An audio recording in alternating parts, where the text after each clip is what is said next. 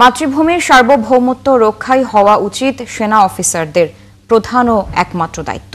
তাই তাদের সবসময় একবিংশ শতাব্দীর চ্যালেঞ্জ মোকাবেলায় প্রস্তুত থাকতে হবে। মঙ্গলবার চট্টগ্রামের ভাটিয়ারীতে বাংলাদেশ মিলিটারি একাডেমিতে শীতকালীন রাষ্ট্রপতি কুচকাওয়াজে প্রধান অতিথির বক্তৃতায় তিনি কথা বলেন। তিনি আরও বলেন, দেশের সীমানা পেরিয়ে বাংলাদেশ সেনাবাহিনীর সদস্যরা বহির্বিশ্বেও উল্লেখযোগ্য অবদান রাখছে। চট্টগ্রাম থেকে প্রণবেশ চক্রবর্তীর প্রতিবেদন।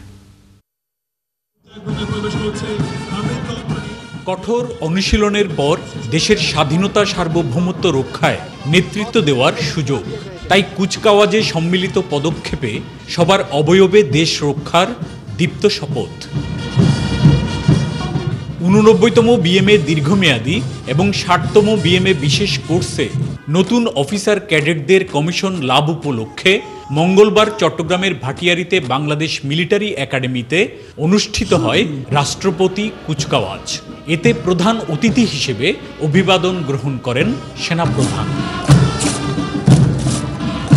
অনুষ্ঠানে নবীন ক্যাডেট অফিসারদের প্রতি একবিংশ শতাব্দীর চ্যালেঞ্জ মোকাবেলায় প্রস্তুত থাকার আহ্বান জানিয়ে সেনাপ্রধান বলেন, মাতৃভূমির সার্বভৌমত্ব রক্ষাই হবে নবীন অফিসারদের প্রধান ও একমাত্র দায়িত্ব।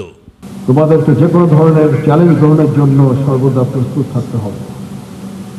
সামরিক চেতনা ও মূল্যবোধকে সমুন্নত রাখতে এবং যে কোনো সিদ্ধান্ত গ্রহণের ক্ষেত্রে দেশপ্রেমকে সর্বাধিক গুরুত্ব দিতে হবে।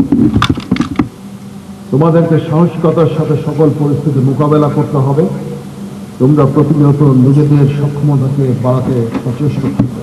সেনাবাহিনীকে আধুনিক সমরাস্ত্র সজ্জিত পেশাদার বাহিনী হিসেবে গড়ে তোলার প্রত্যয় ব্যক্ত করে সেনাপ্রধান বলেন, দেশের সীমানা পেরিয়ে সেনাবাহিনীর সদস্যরা এখন বহির্বিশ্ব অবদান রাখছে।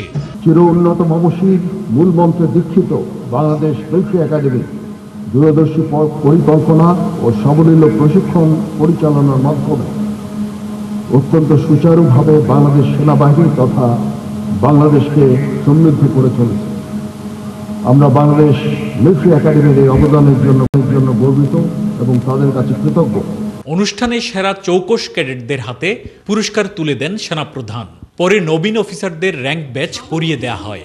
এবার 89তম বিএমএ দীর্ঘমেয়াদী কোর্সে 184 জন ও 60তম বিশেষ কোর্সে 20 জন অফিসার ক্যাডেট কমিশন পান। এর মধ্যে 183 জন পুরুষ ও 21 জন নারী ক্যাডেট অফিসার। প্রণবেশ চক্রবর্তী, 71, চট্টগ্রাম।